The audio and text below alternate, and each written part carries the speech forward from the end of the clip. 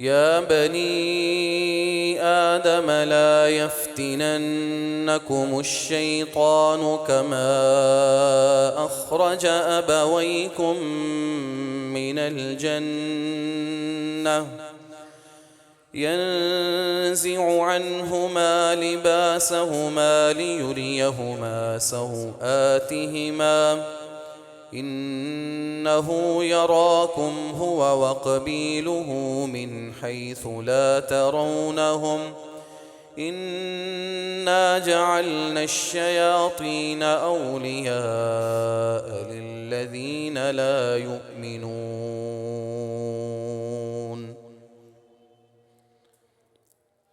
ہر قسم کی تعریفات، تمجیدات و تسبیحات خالق کائنات اللہ رب العالمین کی ذات باری تعالیٰ کے لیے۔ درود و سلام آقا دو جہاں امام الانبیاء جناب محمد الرسول اللہ صلی اللہ علیہ وسلم کی ذات مقدسہ اور مطہرہ پہ۔ معزز سامعین و حضرات، قابل احترام بھائیوں، بزرگوں، نوجوان ساتھیوں، معززات و مکرمات، دینی اسلامی ماں و بہنوں، قرآن مجید میں اللہ رب العالمین نے کئی ایک مقامات پہ انسان کو یہ تنبیہ کی ہے کہ جس دن سے تمہیں پیدا کیا گیا اور اللہ رب العالمین نے تمہارے باپ سیدنا آدم ابو البشر پہلے انسان اللہ نے بنائے، اسی دن سے ان کا اور ان کی آل اولاد ذریت کا ایک دشمن بھی پیدا ہوا۔ پھر اس دشمن کی اپنی ایک پوری فیملی ہے، اس کا ایک خاندان ہے، اس کی اپنی بھی ایک آل اولاد ہے، اور اس کے اپنے سپاہی اور فوجی ہیں، اور اس دشمن کو اللہ نے اس کی چاہت کے مطابق قیامت تک کے لیے ایک مہلت بھی دی ہے۔ اللہ رب العالمین نے قرآن مجید میں جا بجا مقام پہ ہمیں اس دشمن سے بچنے اور اپنے آپ کو اس سے دور رکھنے کی ہدایات اور تاکید فرمائی ہے۔ نبی کریم علیہ الصلوۃ والسلام کی ایک حدیث جسے کئی ایک ائمہ حدیث نے اپنی کتب کے اندر بیان کیا ہے، صحیح مسلم میں، سنن نبی داود میں، سنن النسائی میں اور مسند الدارمی میں وہ ایک روایت اور حدیث موجود ہے۔ اس روایت میں شیطان انسان سے کس طرح غلط کام کروا کے اسے گمراہ کرتا ہے، اور اس کے ساتھ ساتھ جو دوسری چیز اور دوسرا نقطہ اس حدیث میں موجود ہے، وہ رسول کریم علیہ السلام نے مدینے کا ایک بے مثال اور باکمال جو معاشرہ تشکیل دیا، اس کے عناصر کیا تھے، اس کی بنیادیں، اس کے اصول اور اس کے ستون کیا تھے، یہ بھی اس حدیث کے اندر موجود ہے۔ تو میں چاہوں گا کہ آج کے خطبے میں رسول اللہ علیہ الصلوۃ والسلام کی اس ایک روایت پہ غور ہو، تاکہ سب سے پہلے ہم اپنے حقیقی دشمن کو پہچانیں، اور دوسرے نمبر پہ ایک انسان انفرادی طور پہ اور پھر اجتماعی لحاظ سے کس طرح باکمال اور بے مثال بن سکتا ہے، اس حوالے سے بھی ہمیں اس حدیث سے نکات سمجھ میں آئیں اور ہمیں ہدایت اور رہنمائی ملے۔ حدیث کو بیان کرنے والے رسول اللہ علیہ السلام کے صحابی ہیں، جن کا نام وائل بن حجر ہے۔ یہ وہ صحابی ہیں کہ جو یمن سے آئے ہیں اور آ کے انہوں نے مدینے میں اسلام قبول کیا ہے، اور کوئی عام آدمی نہیں ہے۔ یمن کے جو شہزادے ہیں ان کے اندر ان کا شمار ہوتا ہے، بڑے اچھے گھرانے کے پڑھے لکھے انسان ہیں۔ رسول اللہ علیہ السلام کی ہجرت کا 9واں سال ہے. مدینے میں آئے اور آ کے اسلام قبول کیا. رسول اللہ علیہ السلام کے ہاتھ پہ بیعت کی, اسلام کی تعلیمات سیکھی, کچھ دن یہاں پہ رہے, وقت گزارا, اور پھر یہاں سے اپنے گھر یمن میں روانہ ہو گئے. اگلے سال 10 ہجری میں دوبارہ اللہ کے رسول علیہ السلام کے پاس آئے, ملاقات کی, کچھ وقت گزارا اور پھر چلے گئے. نبی کریم علیہ السلام کے ساتھ آپ کی 2 ملاقاتیں ہیں اور کافی وقت انہوں نے گزارا ہے. پہلی دفعہ جب آئے تو فرماتے ہیں کہ تقریباً 20 دن ہم نے اللہ کے رسول علیہ السلام کے پاس قیام کیا. تو یہ جو قیام ہے اور یہ جو وقت انہوں نے گزارا ہے, اس دور میں اور اس وقت میں جو اللہ کے رسول علیہ السلام سے سیکھا, سمجھا اور آپ سے سنا اور جو دیکھا, وہ انہوں نے مختلف احادیث اور روایات میں بیان کیا ہے.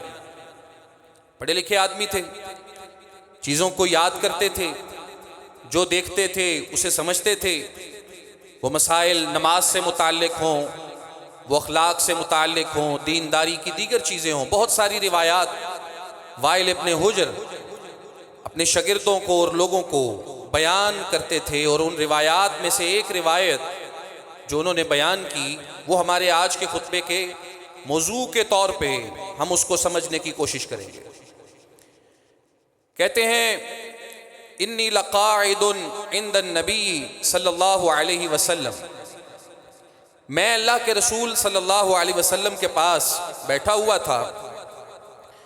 اذ جاءہ رجل, آپ کے پاس ایک بندہ آتا ہے اور اس بندے نے ایک اور بندے کو پکڑا ہوا ہے اور اللہ کے رسول کے پاس لا رہا ہے. اور کہتے ہیں جس بندے کو یہ لا رہا تھا اسے اس نے رسی ڈالی ہوئی تھی, اس طرح جیسے رسی کسی جانور کو, کسی بھیڑ کو, کسی بکری کو ڈال کے اسے اچھی طرح قابو کر کے کوئی اپنے پیچھے چلا کے لے جاتا ہے, اس طرح یہ بندہ ایک دوسرے آدمی کو کھینچ کے اللہ کے رسول کے پاس لا رہا ہے اور میں وہاں پہ بیٹھا ہوں. کہتے جب یہ آ گیا تو آنے کے بعد اس نے نبی کریم علیہ السلام کے سامنے اپنا مقدمہ رکھا اور کہا, اے اللہ کے رسول, یا رسول اللہ, ہذا, یہ وہ بندہ ہے, قتل اخی, جس نے میرے بھائی کو قتل کیا ہے, یہ میرے بھائی کا قاتل ہے, اس لیے میں اسے گرفتار کر کے آپ کی عدالت میں لے کے آیا. اور اگر اس سے پوچھ لیں یہ اعتراف کرتا ہے کہ نہیں کرتا. اللہ کے رسول علیہ السلام نے فوراً کہا, اقتلتہ, کیا تو نے اس کے بھائی کو قتل کیا ہے؟ تو یہ جو دعویٰ کر رہا تھا, مقتول کا وارث تھا, اس نے کہا کہ اگر یہ اقرار نہیں کرے گا تو میرے پاس ثبوت بھی موجود ہے, میں وہ پیش کر دوں گا. لیکن جو ہی آپ نے اسے پوچھا قتلتہ, کیا تو نے اس کے بھائی کو قتل کیا ہے, تو اس شخص نے فوراً اعتراف کر لیا اور کہا, نعم, جی ہاں, یہ جرم میں نے کیا ہے.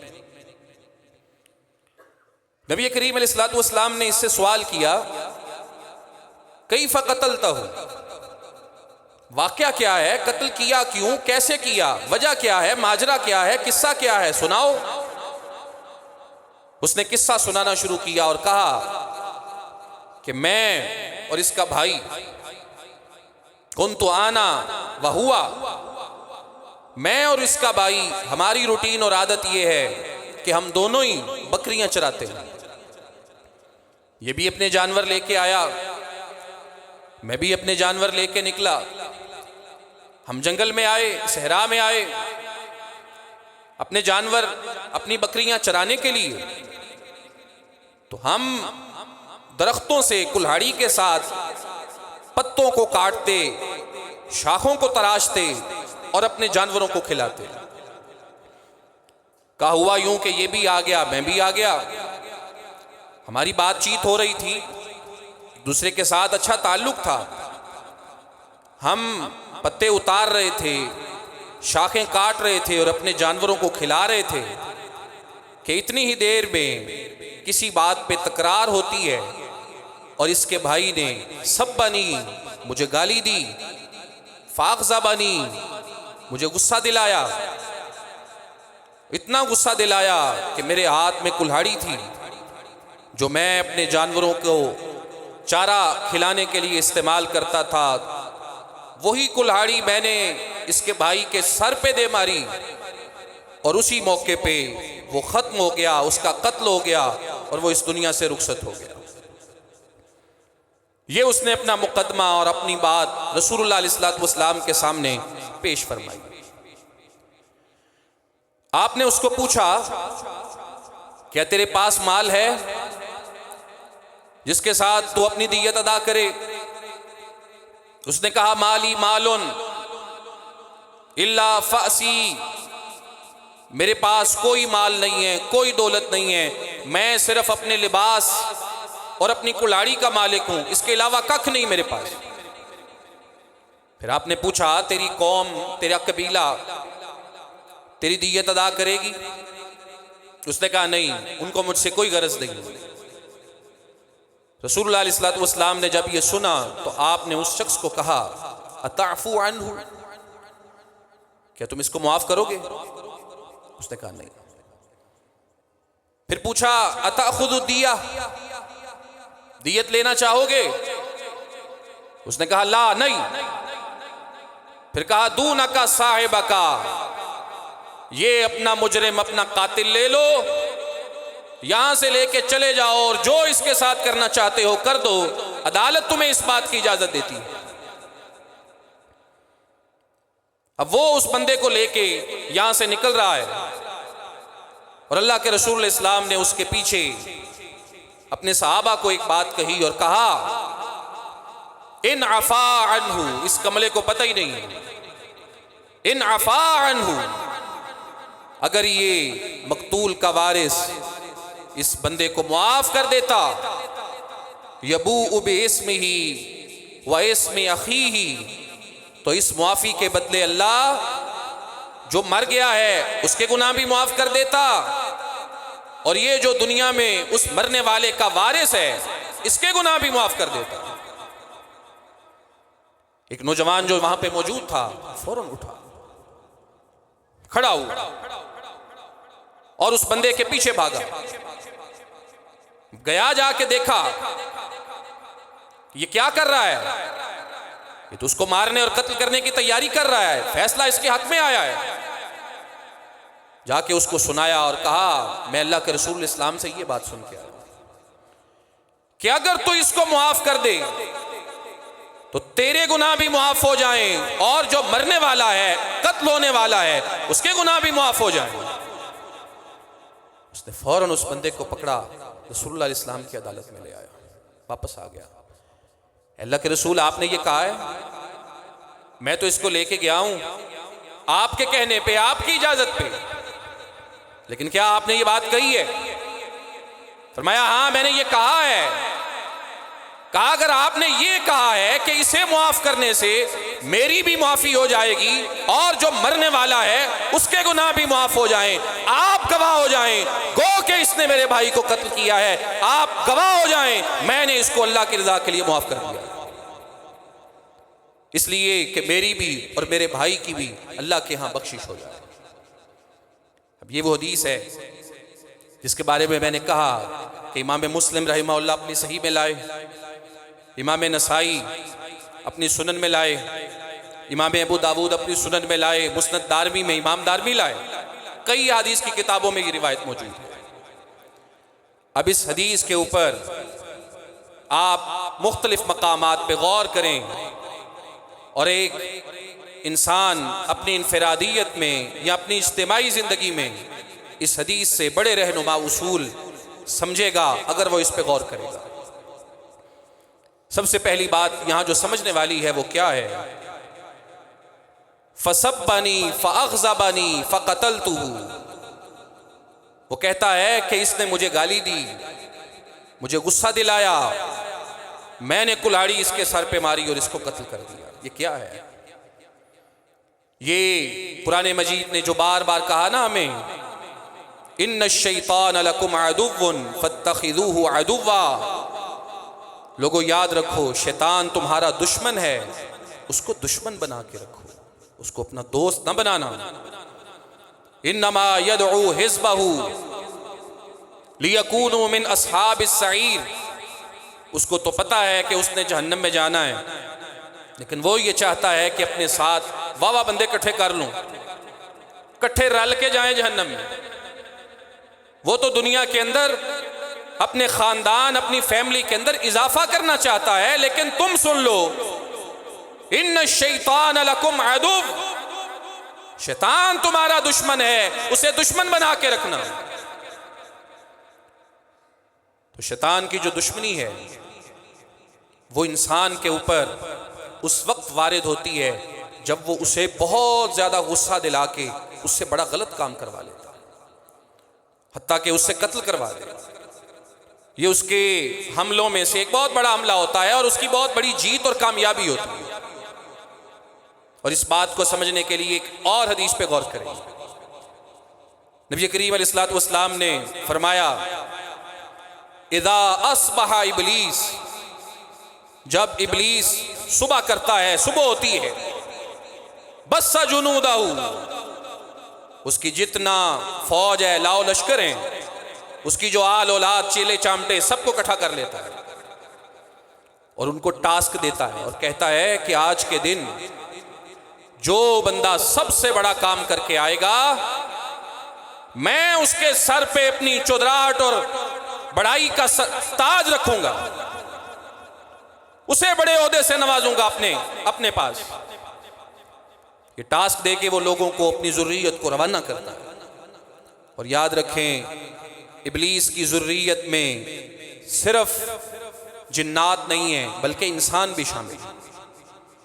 ابلیس کی ذریت کے اندر جنات بھی ہیں جو باقاعدہ اس کے ساتھ ہم کلام ہوتے ہیں، کام لیتے ہیں، کام کرتے ہیں، جا کے رپورٹ دیتے ہیں۔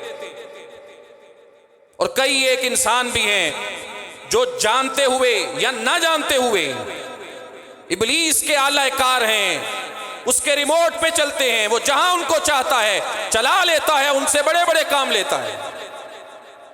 تو اللہ کے رسول اسلام فرماتے ہیں وہ اپنی ذریت کو ٹاسک دیتا ہے، ٹارگٹ دیتا ہے اور باقاعدہ طور پہ اناؤنسمنٹ کرتا ہے کہ آج جس کی کاروائی جتنی بڑی ہوگی اسے اتنا بڑا میرے نزدیک عزت کا تاج پہنایا جائے گا اور اس کی عزت افزائی کی جائے گی۔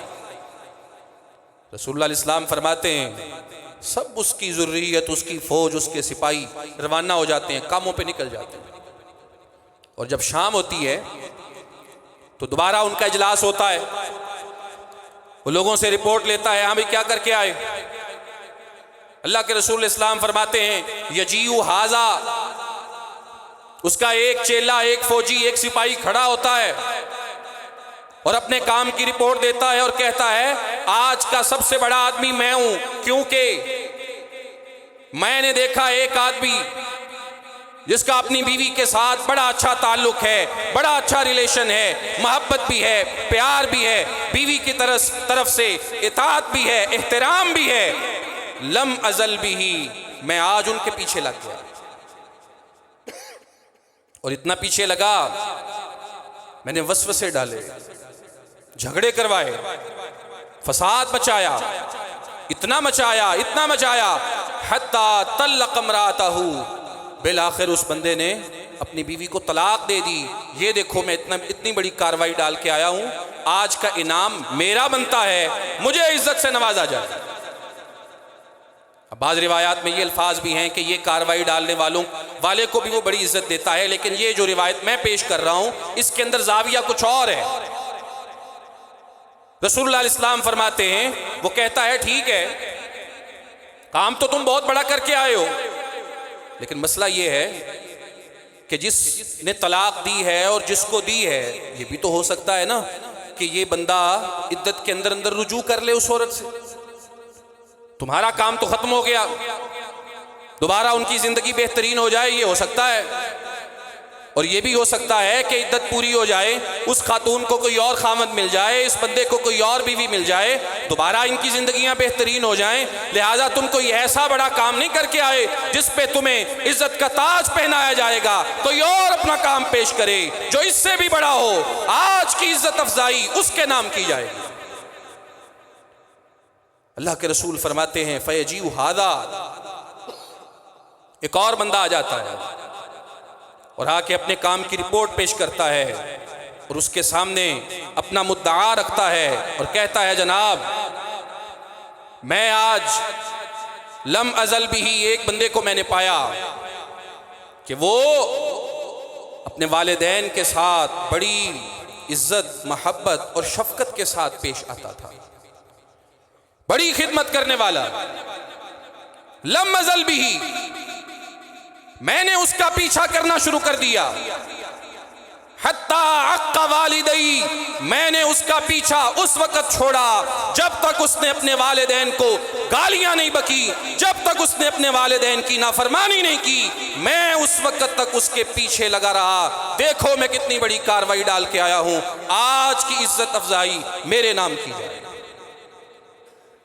رسول اللہ علیہ السلام فرماتے ہیں وہ اس بندے کو کہتا ہے ٹھیک ہے کام تو بہت بڑا تو نے کیا کہ والدین کو گالی دینا کبیرہ گناہ ہے، ان کی نافرمانی کبیرہ گناہ ہے، لیکن یہ بھی تو ممکن ہے تو کاروائی ڈال کے آیا ہے، پیچھے سے وہ معافی مانگنے والا ہو، والدین معاف کرنے والے ہوں، دونوں کے معاملات دوبارہ صحیح ہو جائیں، تیرے کام پہ تو پانی پھر گیا،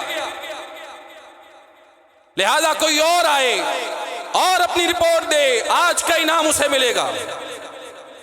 رسول اللہ علیہ السلام فرماتے ہیں یجیء ھذا، ایک اور بندہ، اس کی ذریت کا ایک اور سپاہی آتا ہے اور آ کے کہتا ہے دیکھو میں بھی ایک بڑا کام کر کے آیا ہوں، میں نے ایک نوجوان کو دیکھا جو نماز پڑھنے والا، اللہ کی عبادت کرنے والا، قرآن کی تلاوت کرنے والا، اللہ سے ڈرنے والا، میں نے اسے اللہ کے قریب پایا، لم ازل بھی، میں آج اس کے پیچھے لگ گیا، وہ جو با حیا تھا، با شعار تھا، اللہ سے ڈرنے والا تھا، آج میں نے اس سے گناہ، بدکاری اور زنا کروایا ہے، آج سب سے بڑی کاروائی ڈال کے میں آیا، آج کا انعام مجھے دیا جائے۔ ابلیس کا جواب یہ ہوتا ہے کام تو بہت بڑا کیا ہے تو نے، لیکن جس سے یہ کروایا ہے وہ توبہ بھی کر سکتا ہے، اور اللہ نے توبہ کا دروازہ اس کے لیے کھلا رکھا ہے، اور اگر اس نے معافی مانگ لی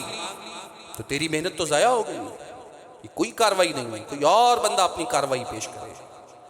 رسول اللہ علیہ السلام فرماتے ہیں یجیء ھذا، اس کے سامنے ایک اور بندہ کھڑا ہوتا ہے اور آ کے اپنا مدعا پیش کرتا ہے، اپنی بات پیش کرتا ہے اور کہتا ہے پہلے جتنے لوگوں نے بھی اپنی اپنی باتیں پیش کی وہ چھوٹی ہیں، تھوڑی ہیں، لیکن جو کام، جو کاروائی میں ڈال کے آیا اس کا کوئی مقابلہ نہیں۔ وہ کہتا ہے پیش کرو، کہتا جی میں نے دو بھائیوں کو دیکھا، دو بھائی جن کی آپس میں بڑی محبت ہے، بڑا پیار ہے، بڑی الفت اور چاہت ہے، ایک دوسرے کے ساتھ اچھا سلوک کرنے والے، عزت و احترام کے رشتے میں رہنے والے، میں نے انہیں دیکھا، لیکن میں نے یہ کیا کہ ان کے درمیان جھگڑا کروایا، فساد کروایا، لڑائی کروائی، جھگڑا یہاں تک پہنچا، لڑائی یہاں تک آئی کہ ان میں سے ایک نے دوسرے کو قتل کر دیا۔ وہ کہتا ہے اچھا آگے آ جا، یہ اعزاز تیرا بنتا ہے، جس نے گناہ پہ لگوایا توبہ کر کے اس کے گناہ کی معافی ہو جائے گی، جس نے کسی سے بدکاری، بے حیائی کروائی توبہ کر کے معافی ہو جائے گی، جس نے والدین کی نافرمانی کروائی والدین کی دوبارہ خدمت کر کے وہ انہیں راضی کر لے گا، جس نے طلاق کروائی ان کے معاملات بھی حل ہو سکتے ہیں، لیکن تو قتل کروا کے آیا ہے، جو قتل ہو گیا ہے وہ واپس کوئی نہیں آ سکتا، اس لیے جو کاروائی تیری ہے، آج کا سپر ہیرو تو ہے، مقابلے کا صحیح کھلاڑی تو ہے، عزت افزائی تیرے نام ہے، چودراہٹ کا تاج تیرے سر پہ ہے، جو کام آج تو کر کے آیا ان میں سے کوئی اور نہیں کر کے آیا۔ اللہ کے رسول فرماتے ہیں شیطان کے حملوں کو سمجھو، بڑے بڑے حملوں میں اس کی سب سے بڑی کاوش اور کوشش یہ ہوتی ہے جھگڑا، فساد، لڑائی اور فتنہ اس قدر اس کو بڑھاوا دیا جائے کہ قتل و غارت کروائی جائے، تاکہ ایسا واقعہ، ایسا سانحہ ہو جائے کہ جو ریورسیبل نہ ہو، اس کی واپسی نہ ہو سکتی ہو، ایسی دراڑ پڑ جائے جس کو دوبارہ صحیح نہ کیا جا سکے، ایسا خلا پڑ جائے جو کبھی پر نہ ہو سکے، ایسی کاٹ لگ جائے جسے کبھی جوڑا نہ جا سکے، ایسا کام کروانے کی اس کی بڑی کوشش ہوتی ہے۔ اور یہ بندہ آ کے یہی مسئلہ پیش کر رہا ہے، اے اللہ کے رسول ایسے ہی ہوا ہے، سبنی فاغضبنی، اس نے مجھے گالی دی، مجھے غصہ آ گیا، کلاڑی میرے ہاتھ میں تھی، میں نے اس کے سر پہ دے ماری، اس کا قتل ہو گیا۔ آغاز گالی سے، غصے سے، اور بالآخر قتل پہ معاملہ ختم ہوتا ہے۔ رسول اللہ فرما رہے ہیں شیطان کی یہ سب سے بڑی کاروائی ہوتی ہے، اس سے اپنے آپ کو بچا کے رکھنا۔ چھوٹی چھوٹی باتوں پہ بھڑک اٹھنا، غیرت کا مسئلہ بنا لینا۔ کچھ لوگوں کو یہ ہوتا ہے جی یہ میری ماں کو گالی دے رہا ہے، باپ کو گالی دے رہا ہے، میں برداشت تو نہیں کروں گا۔ حیرت کی بات ہے، گھر میں جو ماں باپ پڑے ہوتے ہیں کبھی ان کو دوا دارو نہیں پوچھا، اور باہر گالی دے دے مرنے مارنے پہ آ جاتا ہے۔ حقیقت میں جو والدین ہیں ان کا لحاظ خیال کوئی نہیں، باہر کو گالی دے مرنے مارنے پہ آ جائے، اور یہ سمجھتا ہی نہیں ہے اگر کوئی گالی دے رہا ہے، ماں کو دے رہا ہے، باپ کو دے رہا ہے، کسی بڑے کو دے رہا ہے، تو وہ آپ اگر قصوروار نہیں ہیں، آپ نے اگر پہل نہیں کی تو اس کا آپ کو کوئی نقصان نہیں ہے۔ زبان سے جو بھی بکے، جو بھی کہے، اللہ کے فرشتے اس کو جواب دے رہے ہیں، وہ سب کچھ اس کے اپنے کھاتے میں جا رہا ہے، آپ کا کچھ نہیں گیا۔ اس لیے چھوٹی چھوٹی چیزوں کو ہوا دینا، ہلکے پھلکے معاملے کو اپنی انا کا مسئلہ بنا لینا، آغاز چھوٹی سی بات پہ اور اختتام ایک بڑے جرم پہ لے جانا، یہ ایک مومن سچے مسلمان کا انداز، طریقہ اور طور نہیں ہوتا۔ وہ تو اپنے آپ کو صبر سکھاتا ہے، بولتا بھی سوچ کے ہے، سوچتا بھی سوچ کے ہے، کرتا بھی سوچ کے ہے۔ اللہ اور اس کے رسول کے فرامین سے ہٹ کے وہ کوئی قدم نہیں اٹھاتا، کسی مسئلے کو اپنی غیرت کا مسئلہ نہیں بناتا۔ ہاں جہاں شریعت اسے کہتی ہے یہاں سٹینڈ لینا ہے وہاں لیتا ہے، اس کے بغیر وہ یہ جانتا ہے کہ میرا اللہ مجھ سے بھی بڑا غیرت مند ہے۔ جب اس نے اس کا یہ طریقہ اور یہ انداز بنایا ہے، میں کون ہوتا ہوں اس کو تبدیل کرنے والا؟ رسول اللہ کے پاس آ کے جو مسئلہ پیش کر رہا ہے اس کا آغاز فسبنی، گالی سے ہوا ہے، فاغضبنی، پھر غصہ آیا ہے، اور غصے کا اختتام یہاں پہ ہوا ہے کہ ایک ناحق قتل ہو گیا ہے، ناجائز قتل ہو گیا ہے، اور آج اس کو رسے بندھے ہوئے ہیں اور رسول اللہ کی عدالت میں لایا گیا ہے۔ اور پھر جو دوسرا پہلو اس حدیث پہ غور کرنے والا ہے وہ یہ ہے کہ اللہ کے رسول علیہ الصلوۃ والسلام نے بے مثال با کمال جو معاشرہ مدینے میں تشکیل دیا ہے، اس معاشرے کی عمارت کے جو اصول ہیں، جو ستون ہیں، جو بنیادیں ہیں، ان بنیادوں میں ایک سب سے بڑی بات رسول اللہ علیہ الصلوۃ والسلام نے جو لوگوں کو سکھائی ہے وہ کیا ہے کہ قانون اپنے ہاتھ میں نہیں لینا۔ یہ لوگوں کی تربیت کا حصہ کر دیا ہے، رسول اللہ علیہ السلام نے لوگوں کو سکھایا ہے۔ جس کا قتل ہوا ہے، جس کا بھائی مارا گیا ہے، ناجائز مارا گیا ہے، بے دردی سے مارا گیا ہے، سر میں کلہاڑی لگ کے مارا گیا ہے، وہ چاہتا تلوار وہ بھی نکال لیتا، کلہاڑی اس کے پاس بھی ہوگی، نکال کے وہیں اس کا کام پورا کر دیتا، لیکن اس نے کیا کیا ہے؟ اسے پکڑا ہے، رسول اللہ کی عدالت میں لایا۔ غصہ بڑا ہے، غم بڑا ہے، لیکن قانون اپنے ہاتھ میں نہیں لیا، کیونکہ پیغمبر کی سکھائی ہوئی تعلیم ہے، آپ کا دیا ہوا سبق ہے، آپ کا دیا ہوا درس ہے، اس لیے مجرم کو لے کے عدلیہ کے پاس آیا ہے، رسول اللہ کی مسجد میں آیا ہے، پیغمبر کے سامنے آیا ہے، وہیں پہ چاہتا اپنا مجرم ملزم ہاتھ میں تھا، جو چاہتا کر دیتا، لیکن نہیں کیا، پیغمبر کے پاس لے کے آیا۔ رسول اللہ نے با کمال بے مثال جو معاشرہ تشکیل دیا ہے، اس معاشرے کا ایک اصول، ایک ستون، ایک بنیاد لوگوں کی تربیت میں اس بات کو شامل کرنا ہے کہ قانون ہاتھ میں نہیں لینا، قانون ہاتھ میں لینے کی بجائے حوالے کرو مجرم اور ملزم کو عدالت کے، قانون کے، جو فیصلہ وہاں سے ہوگا اس کے مطابق تم نے چلنا ہوگا۔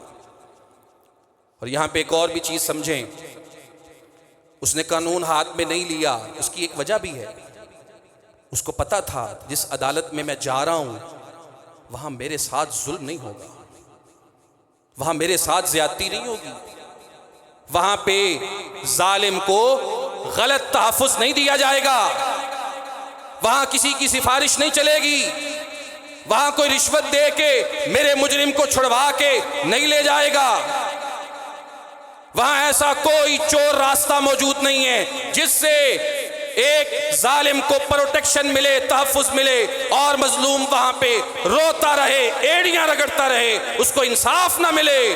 وہ جانتا تھا جس عدالت میں پہنچنے والا ہوں یہ وہ عدالت ہے جس کے قاضی اور جج جناب محمد الرسول اللہ صلی اللہ علیہ وسلم کا سٹیٹمنٹ ہے، کہا ہوا فیصلہ ہے، لو ان فاطمہ بنت محمد سرقت لقطعت یدہا، لوگو اللہ کی قسم ہے اگر میری بیٹی محمد کی بیٹی فاطمہ بھی چوری کرتی نا تو میں خود اس کے ہاتھ کو کاٹ دیتا۔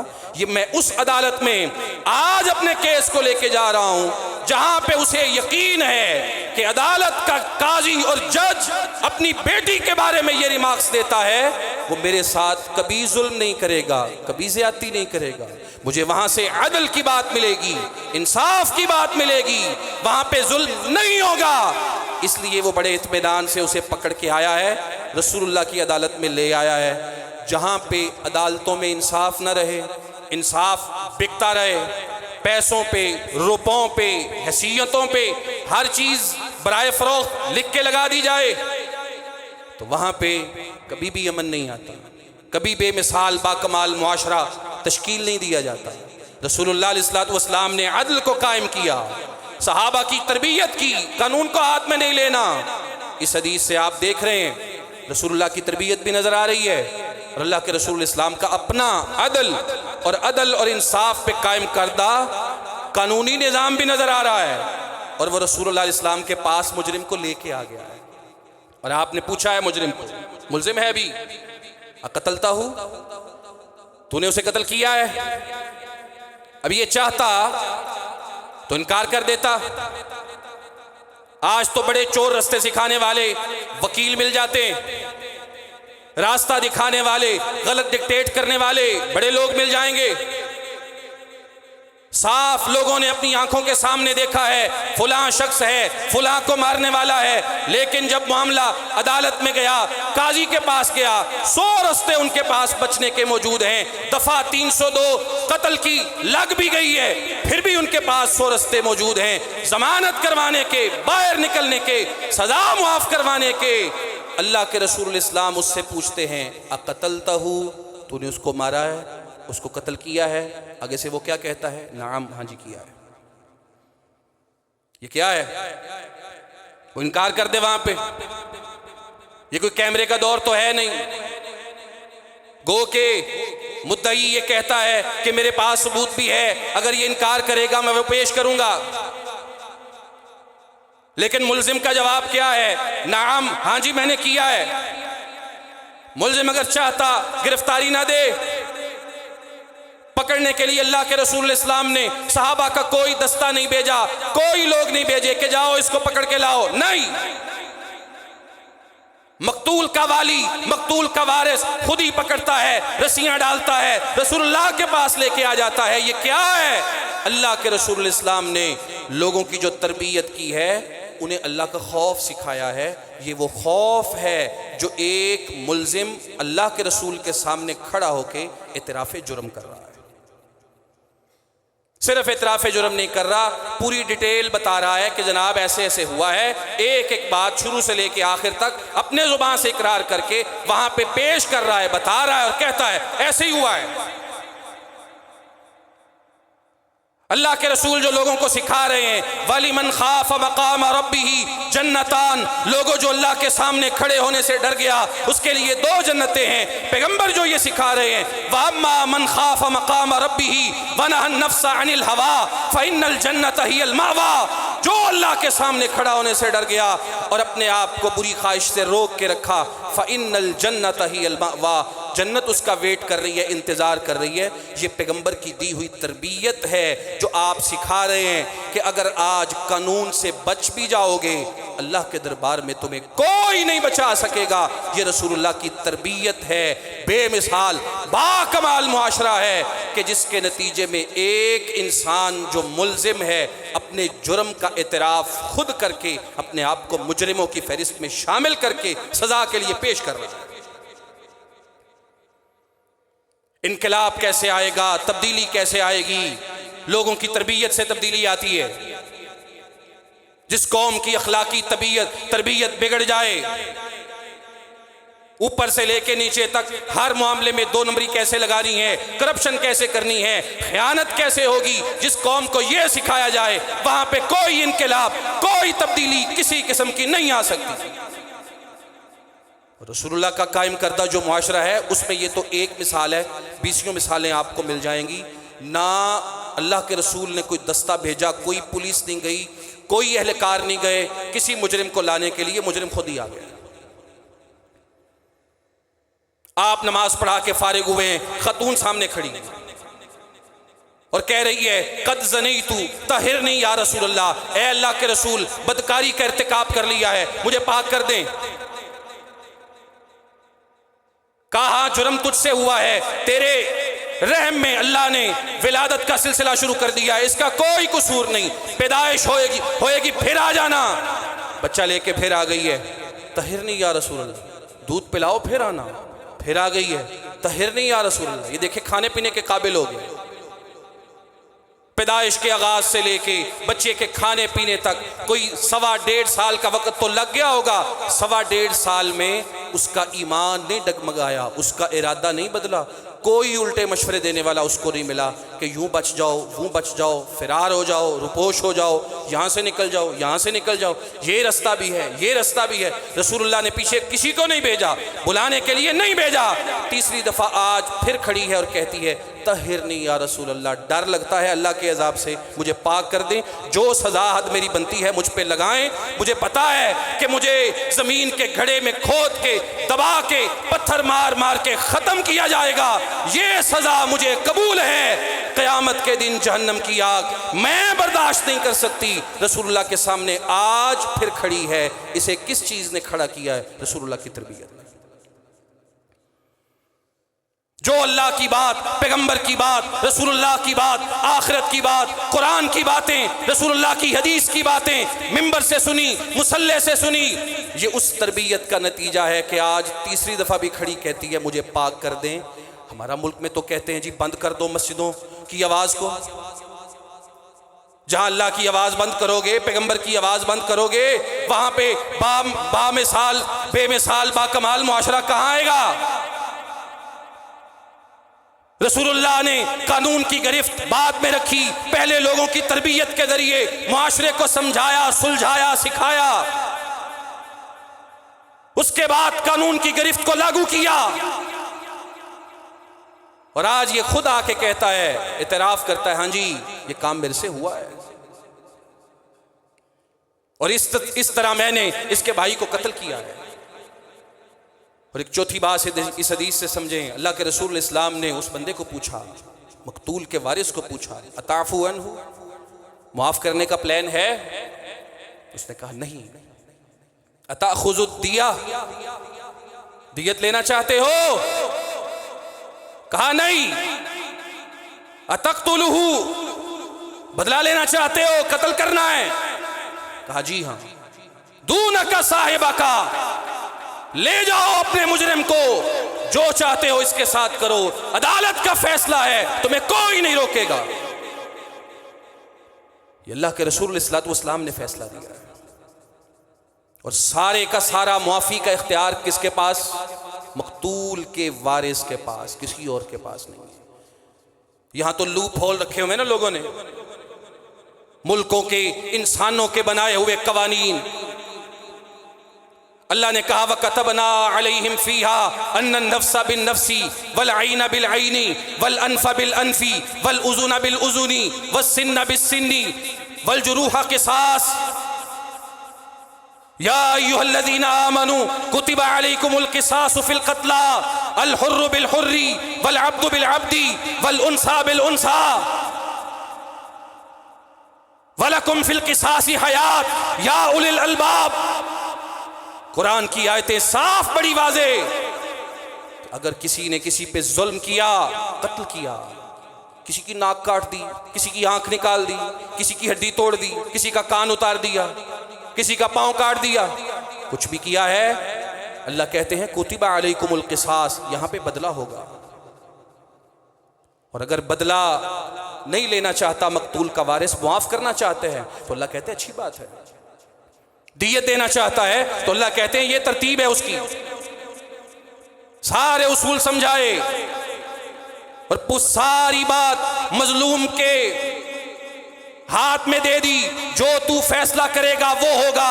اگر تو چاہتا ہے بدلہ لینا، تیرا مجرم تیرے ہاتھ میں، جا بدلہ لے لے۔ معاف کرنا چاہتا ہے تب بھی تیری مرضی۔ اگر دیت لینی ہے، یہ نہیں دے سکتا، دیت ہم ادا کر دیتے ہیں۔ وہاں پہ کوئی صدارتی استثناء نہیں کہ فیصلہ ہونے کے بعد صدر صاحب اگر معاف کرنا چاہیں تو وہ معاف کر سکتے ہیں، ایک عدالت سے نکل کے دوسری، دوسری سے تیسری، تیسری سے پھر آگے، اور پھر صدر کے پاس بھی اختیار، کسی کے پاس کوئی اختیار نہیں، پیغمبر کے پاس یہاں پہ اختیار نہیں۔ آپ اس سے پوچھتے ہیں معاف کرنا ہے، وہ کہتا ہے نہیں۔ دیت لینی ہے، کہتا نہیں۔ کہا پکڑو اور جاؤ اس کو قتل کرو۔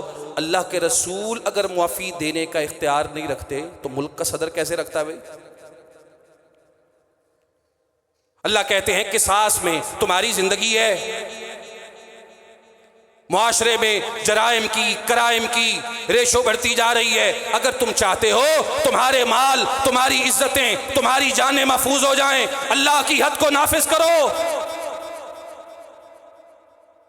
وَلَكُمْ فِي الْقِصَاصِ حَيَاةٌ، قصاص لوگے دوگے، سب کی زندگیاں محفوظ ہو جائیں گی۔ اللہ کہتے ہیں فَاتَّقُوا اللَّهَ يَا أُولِي الْأَلْبَابِ، دل کے اندر یہ نہ آئے کہ رحم کرو، کیوں سزا دے رہے ہو؟ تم نے یہ نہیں دیکھا کہ اس نے ظلم کیا کیا ہے مجرم نے؟ دو چار کو لٹکاؤ گے، اور لٹکانا بھی کہاں پہ ہے؟ چھپ چھپا کے، جیل کے اندر نہیں، منہ اندھیرے سزا دے کے اخبار پہ چھوٹی سی خبر چھاپ دو کہ یہ معاملہ، یہ مجرم تھا، سزا ہو گئی، بات ختم ہو گئی، نہیں۔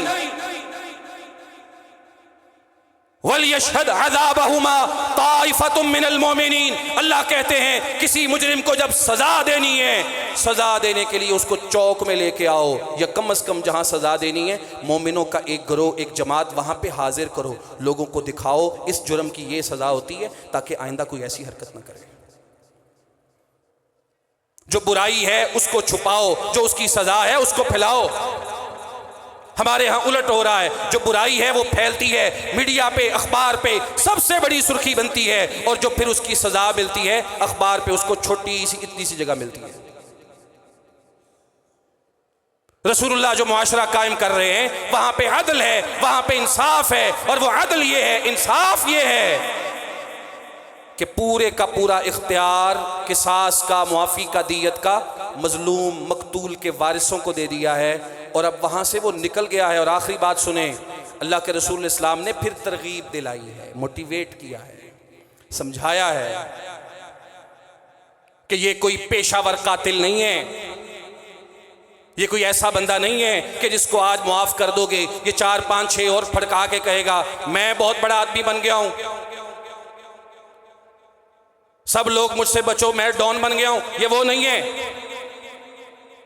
ہاں اگر وہ ہوتا جو بعد میں سرکشی کرے گا، معاشرے میں فساد مچائے گا، اپنے آپ کو بڑا گھنڈا بدماش کہلائے گا، اس کے لیے کوئی معافی نہ دو، اس کو واقعی لٹکاؤ۔ لیکن یہ ایسا پیشہ ور قاتل نہیں ہے، اس لیے اللہ کے رسول کہتے ہیں اسے کہ اگر یہ بندہ ان عفا عنہ، اگر یہ بندہ اس کو معاف کر دے، یبوء باسمہ و اسم اخیہ، اس کے گناہ بھی اللہ معاف کر دے گا، اس کے مرنے والے بھائی کے گناہ بھی اللہ معاف کر دے گا۔ اور یہاں پہ سمجھیے صحابہ کرام کا کتنا بڑا شوق ہے۔ اگر یہ بندہ ڈیمانڈ کرتا کہ میں قتل نہیں کرتا اسے، مجھے دیت دے دیں، تو دیت میں کیا ملنا تھا؟ 100 اونٹ۔ اور 100 اونٹ بھی وہ والے اونٹ نہیں کہ چھوٹے چھوٹے بچے دے دو اٹھا کے، نہیں، شریعت نے ان اونٹوں کی عمر بھی بتائی ہے کہ اتنی عمر کے اونٹ ہونے چاہیے، 20 کی عمر یہ ہو، 20 کی یہ ہو، 20 کی یہ ہو، 20 کی یہ ہو، 5 قسموں میں تقسیم کیا ہے، پوری عمر بتائی ہے کہ ان عمروں کے اونٹ 100 لاؤ اور مقتول کے وارثوں کو دو۔ وہاں پہ ڈیمانڈ کرتا جی مجھے دیت دیں، تو ملنی تھی کہ نہیں ملنی تھی؟ اللہ کے رسول آفر کر رہے تھے، اتاخذ الدیہ، دیت لوگے؟ 100 اونٹ بنتی ہے، چاہتا تو دیت لے لیتا۔ اور 100 اونٹ، اگر آج آپ اس وقت کے دور میں ایک اونٹ کی قیمت 5 لاکھ ہے، 100 اونٹوں کی قیمت کا حساب لگائیں کہاں بات جاتی ہے؟ کروڑوں میں بننے والی رقم۔ لیکن اللہ کے رسول کہتے ہیں دیت لینی ہے لو، لیکن دوسری بات یہ ہے اگر تم معاف کرو گے تیرے گناہ بھی معاف ہو جائیں گے، مرنے والے کے بھی معاف ہو جائیں گے۔ ہمارے ہاں لوگ ہوتے کہتے مر لڑا تے مر گیا انہوں چھوڑو، ساڑی گل کرو، ہمیں کیا ملنا ہے ہمیں بتائیں۔ لیکن اللہ کے رسول کہتے ہیں اگر تم معاف کر دے تیرے بھی معاف، اور جو مرنے والا ہے اس کے بھی معاف۔ فوراً کہتا ہے اللہ کے رسول اگر اتنا کرنے سے گناہ معاف ہو جائیں گے، آپ گواہ ہو جائیں میں نے اس کو معاف کر دیا ہے، اب اللہ مجھے بھی معاف کر دے، میرے بھائی کو مجھے معاف کر دے۔